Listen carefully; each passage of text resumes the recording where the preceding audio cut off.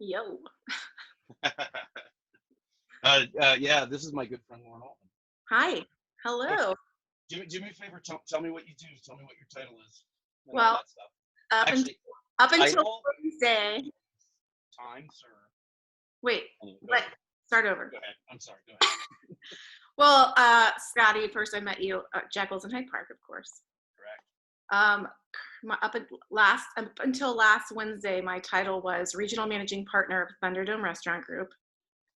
We were all laid off, unfortunately. Go ahead. Wait. Say the title again. There was like 6 different ones. Regional Managing Partner. Okay. And founder, one of the founders. And a founding member. Yeah, without a doubt. I actually knew that. Yes. Thunderdome Restaurant Group. And of course, I'm not speaking on behalf of the group at this time. I'm just speaking Sure. me, Lauren Altman. Right. Without a doubt. Yeah. Opinions expressed herein are the opinions exactly themselves, and not of Thunderdome Restaurant Groups or Storyteller or anything else like that. But you just said you were late. You just kind of glossed over. You were late on. Like the Thunderdome represents how many properties, how many people? I can't even tell you the amount of properties, but it's about 1,500 people. Really? So 1,500 people. That means we're talking 40, 50 different. A lot of different properties. We have between all of the, we have Corrido, Bakersfield, Eagle, Kruger's Tavern, right. City Birds, Pep and Dolores. What was the last one? Pep and Dolores, brand new. Pep and Dolores? Yeah. Okay, so this was a new concept that was launched in the last 6 months. They've been working on it for about a year, but it opened up December. Opened December, and here we are, March 26th. And last Wednesday, a week ago today, making it, what would that make it? March 19th? Sure. March 18th, the day after St. Patrick's Day. 1,500 people laid off, or we're considered furloughed, and of course this was a really tough decision for the the company. Were you involved in the decision-making process, or was it one of those things where you had to kind of like wait like everybody else? Oh, I wasn't involved in it, but of course, I could completely understand it. So sure, without a doubt. Now you guys have properties that are all over the. I'm supposed to. Christina said I cuss too much. You might hear bad words. Oh no. I know, right? But you guys have properties all over the country, right? I mean, it's mostly the Midwest, but you were like in other states, and these orders to close restaurants and stuff kind of came down sporadically and at different times. What was the final straw? I mean, obviously you can't operate a business without being able to open your business. Right. I mean, I don't know where I'm going here, but was there a time when you guys weren't sure how you were going to handle it?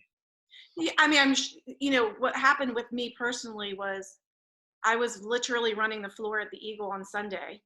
What running the floor means I was the manager on duty at the Eagle in Cincinnati on Sunday when the orders came down. The 15th? Sure, yeah. Saying, somebody showed me their phone and said, like, all restaurants and bars have to close by 9 p.m. tonight. Now, none of us were delusional. We were kind of all waiting for something to happen. Sure. But, this all happened so fast, and we all were learning the information at the same time. So right.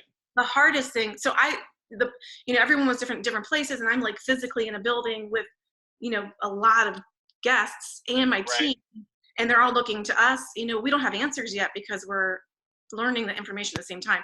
I think that was the hardest thing for me as someone that's a leader and likes to have all the answers, or at least get to someone who has them. And we were just like figuring it out at that time, Right.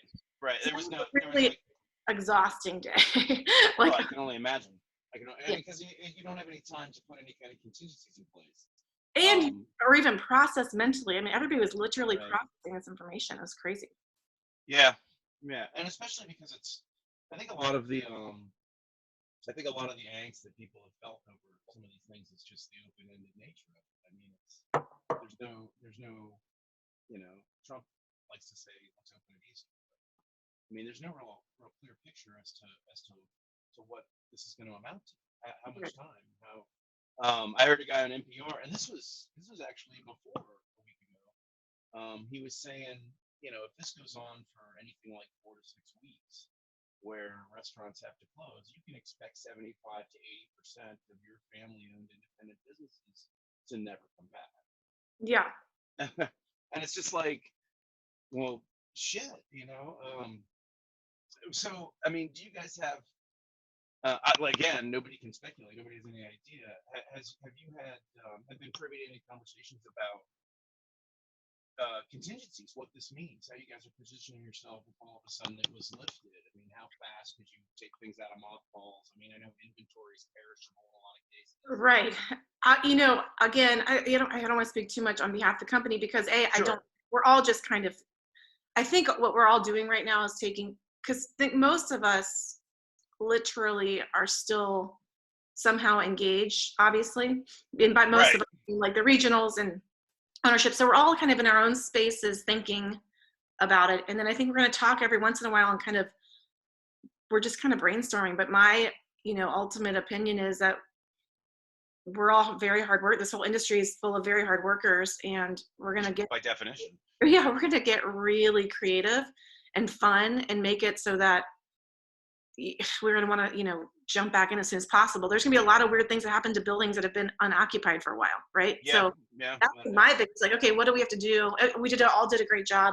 I think probably every restaurant in America did a great job just shutting down and thinking through what that means. Yeah. That we're going to come back to some. Practically kosherizing the place. Yeah, right. Exactly. Um, did you guys, was there given any, do you know if there was any thought given to try and put some kind of carry-out model in place, just kind of stopgap? I know my brother, and I invited him tonight too, Yeah. but I know my brother, he has a bar, for those that don't know, down in Bellevue, Kentucky, and he's been selling draft growlers out the window of the Right. bar, but it's such a drop in the bucket to what he would normally. And I had someone else tell me, well, yeah, but he's saving on overhead and this new thing too. But it's just like, Right. carry out model. I mean, I don't know. How easy is it to go to a carry out model 100%? And is the revenue worth? Yeah. Well, it's mostly, the health at this time of like, it's such an interesting time. We want to make sure, I want to make sure everybody's healthy at this time. Sure. And Oh then God, without a doubt. we did run a few days at, obviously we have Corrido, which is a carry out model, which you can do easily. But like the Eagle, we were running carry out, and it was so interesting because the front door and the kitchen and the phones, everything was so far apart that it took so many people to like, even though the revenue wasn't a huge amount, it took a lot of us to like run it safely. Right. We're very, very, very aware of. But so it's just, restaurants are restaurants and carry outs are carry outs, and right. You have to let the people that are the experts do it for now, and make sure that we're just rethinking how we can open as quickly and safely as possible. Right. Right. And in the meantime, oh wait, something happened. Something happened. Did Ralston join us? Something happened. He's like connecting the audio right now is what I can read. He's a non-video participant. Oh, Adam, come on. Well, I'm a video participant. Well, I'm still waiting to see that happen. All right. Can you see me yet? I see your name. Let me see. Let me so see. Close. We were so close. All right. Wait a second here. Wait a second. Still working on it. Great. I had it set up on my laptop, but I don't have it set up on my phone, and they're all in on my laptop right now, so I'm trying to figure out my phone. Bear with me. Take your time, my friend. We thought you were just blowing the whole thing How off. the hell are you? It's been a long time, girl. Hey, babe. Listen, you were 15 minutes late for work. I'm disappointed. I was late to begin with. I actually ended up getting home on time. I was trying to get you guys set up at 7:25. So Adam, was it tonight the first night of Adam was doing a Zoom. I don't think he was doing it. I think he said Dan Hendricks set it up. They were doing a Zoom happy hour. They were doing a meeting like this with people that would typically be at the Quarter drinking on a Zoom meeting. And he's trying to invite me to that. I'm like, we're doing our thing. I thought we had a special bond. Oh, that's so funny. Can you guys hear me? We can hear you. Can you hear us okay? I can hear you just fine. I don't know Um, what's going on with my phone to where you guys can't see me. you gotta allow access to the camera and stuff. Oh, wait a second. I think I got it. Oh, he may have. Oh, there he is. All right, there we go. Turn your phone horizontally. Horizontally? Yeah. You're making me do weird things right now with a glass of There, wine. that's better. That's all right. better. That better. Hi, That's buddy. one. Hey, man. How you How guys- I are you? miss that face. Well, this is going to be good, man, because whether you were aware or not, based on our brief exchange, I'm trying to like post video of serious conversations about people in the restaurant industry and what's happening with them right now. I like the trees. I don't think you can move around, buddy. You probably shouldn't. The Wi-Fi connection's crucial. But the whole truth of the matter is these are the kind of conversations I'd have anyway. So, Right. You there? I'm here. We're Did you here. hear any of that? Let me find the best spot in my house to carry this on because I'm losing you every which way I move. That's all right, man. That's all right. Can you hear me okay? Yeah, I can hear you fine. I keep losing it for like 30 seconds or so. Okay. I was just gonna ask you to do me a favor and say who you are and where you work and what you're doing right now as far as what's going on in the world. We'll see how this goes. All right, I've got you right now. Do you? I've got you. I don't know if I can hear you asking the question. Can you hear what I'm saying, Adam? I can now. We'll see how long it lasts or if I lose it again. Okay, that's fine. Hey, do me a favor. You said you were full-time at the QB right now, doing some maintenance stuff and getting ready for carry-out business. Tell me how things went over the last couple weeks. Are you like official GM there? And tell me how things went as far as the order coming down to close and how you guys are going to mobilize for carry-out.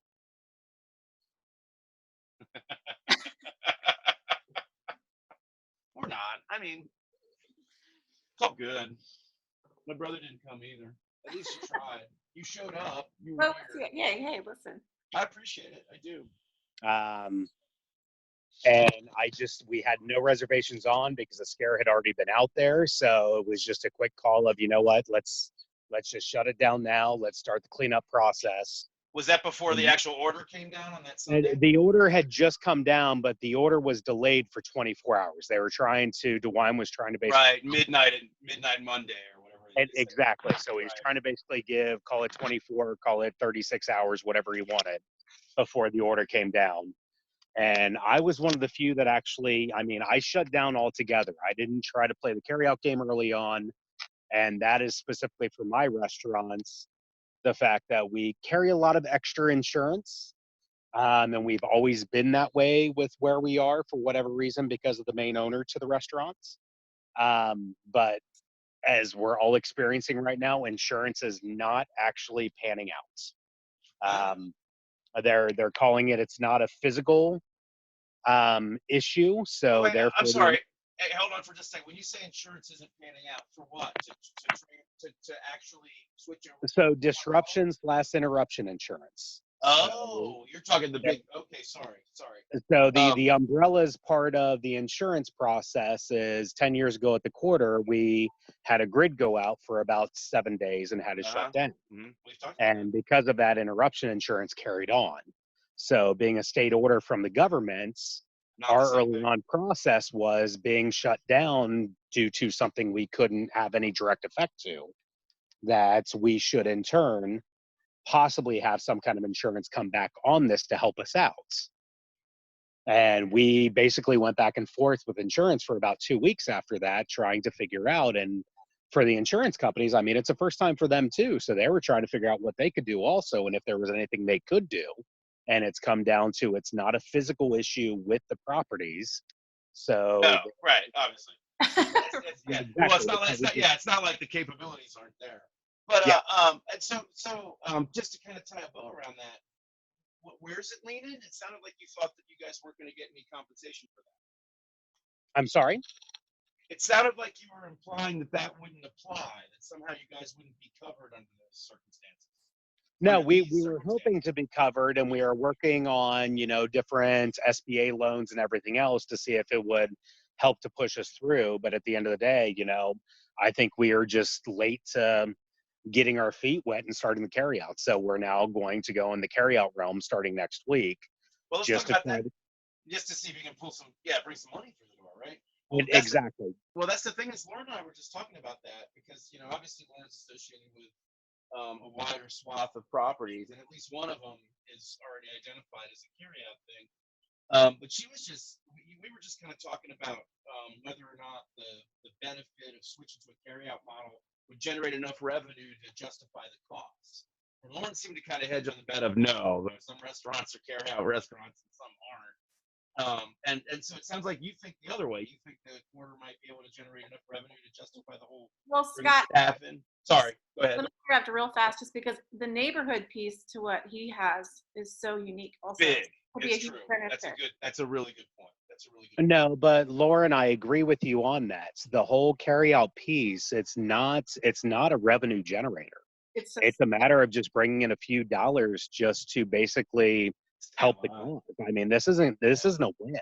right. There's no win by reconfiguring what our business is. I mean, we're a $2 million restaurant built off 90% of our sales going to the high-end dine-in guest. Right.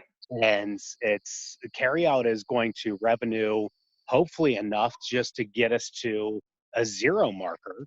Right. But I don't even know if it'll get us to a zero marker. I mean, we're all battling the same problem. The same problem is there's just the scares out there. The reality of what this is out there. So it's everybody is going to suck wind for a while, and it's just, you know, who can last the longest. And I hate to say that because I want us all to be able to last, but there's going to be people that are going to be the last ones to the trough, and they're not going to make it. Well, I hate to say the government at the same time is the government is so back and forth with this between their bipartisanship trying to get things done. I mean, we can't get answers out of it. I mean, this is true. The whole truth of the matter is there's a huge segment of the population that's just taking a big bite of a shit sandwich, and there is no truth about it. I mean, as a survival tactic, and just to kind of try and find like whatever silver lining it can have on this miserable. I was gonna say fucked up, but I shouldn't. But I mean, do you also think that putting yourself on a carryout footing might put you in a position where the transition to actually being open again would be faster and more efficient? I'm just getting you back. What was that again? Can I get a steak frites this weekend? This weekend, no, but we should be open by next Thursday, in which case, yes, you can get a steak frites. Will you do me a favor and keep me posted? Because the very least, I was telling Lauren earlier that I heard a thing on NPR that if this sticks and that's the whole thing, is the uncertainty of the whole deal, is how long you got to tread water, how long you can keep, things moving in a direction to justify keeping the doors there. I mean, they were saying if it lasted too long, 75 to 80% of independent restaurants and bars would be gone. And I want to have places to go eat and drink. So, you let me know. I'll come buy some steak frites from you. Carry it out. Where are you? It's like the set of a Texas Chainsaw. There you go. It's my garage. I'm trying to figure out my garage. Yeah, I'm sorry. I'm trying to figure out spots that work around my house because there's another one going on inside right now. Buddy, I love you to death, but I just, and I didn't give you enough of a heads up of how serious this matter was, or you would have been like at your laptop with the flag on. You definitely pulled the wool over my eyes on this one, but I love you to death. So let's do it again here in the next day or two, but set me up properly on it so I know to make sure I'm at a desk with a laptop to where I can do this right.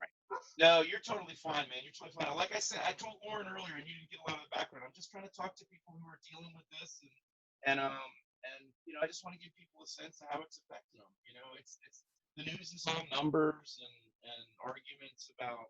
It's just nobody really knows what the bottom line is. I've talked to people that this doesn't seem to be affecting at all, and I've talked to people that are terrified. And I was telling Lauren, it's either Mad Max or no change. So yeah. And the scare is the Mad Max factor of it is how quickly is that going to get bigger. Well, did you buy a sawed-off shotgun? Did I what? Did you buy a sawed-off shotgun? I did. Scott, you and I have had this talk many times. I'm not a believer in firearms. I know. But you are aware that there are firearms in the world. Yes, I am aware they are in the world. I'm totally kidding. I consider it. I didn't either. I didn't see the point. I've got a 70-pound really mean dog that barks at everybody but wags his tail at the same time. So hopefully that scares him away. It'll bite somebody here and there. Oh, wait, really quick. Can you hear me pretty well right now? We seem to have a reasonable connection while you pace through. Right now I'm good. Okay, so me and Lauren were talking again right before you came on, and I was telling Lauren that I wasn't fully clear. Do me a favor and give me and the world of viewers out there the background. You were with your sister with a company that sold children's food products, and I can't remember what the detail is. And it seems like you're back at the Quarter now. And are these things related, or is it just something that you're still part-timing, or do you mind talking about it? So I mean, is this recorded and going live, or is this between the three of us? It's recorded. We're not live. But we're not live. But I also don't plan on editing before I post. So you can just say that's my problem with you, Scott. I love you to death, but if you edit properly, then we're gonna have a conversation. But we'll do that another time. Okay. All I'm gonna say is totally fine. Not related to the coronavirus. Not related to the coronavirus.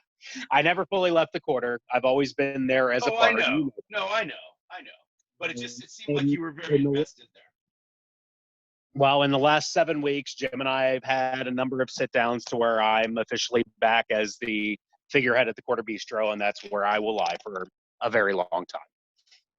Well, you know what? Congratulations. It's not like it's not a good. Yeah, we missed your face there. I know, right?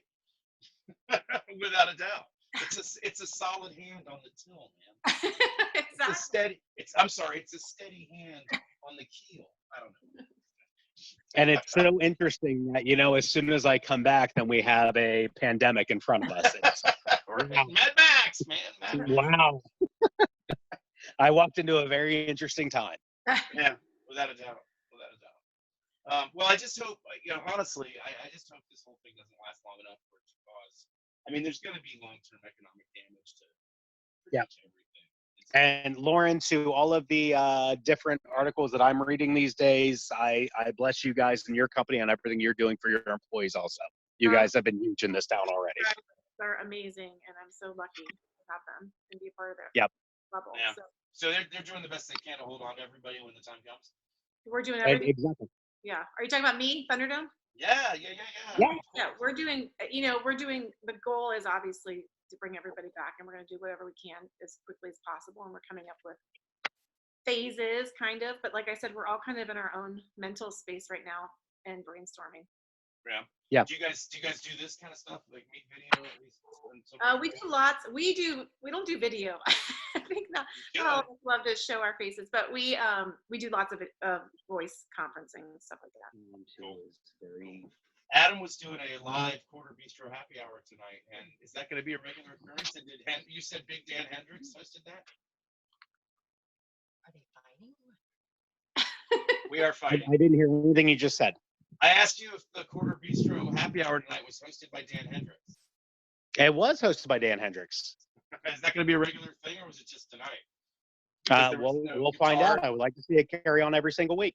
Right on. Well, if it does, every time I do one of these, I'll plug it. I like that. Find a website. Lauren, wish you the best. Scott, wish you the best. Scott, call me tomorrow. I will. Yeah, we'll talk some more about that. Didn't mean to put you on the spot. Thank you very much for joining us. I know. Yeah, you did. It's what you do. That's not what I'm just here. I'm just talking. Lauren, I'm going to hang up here too, but you and I are going to get together and have a fire pit soon.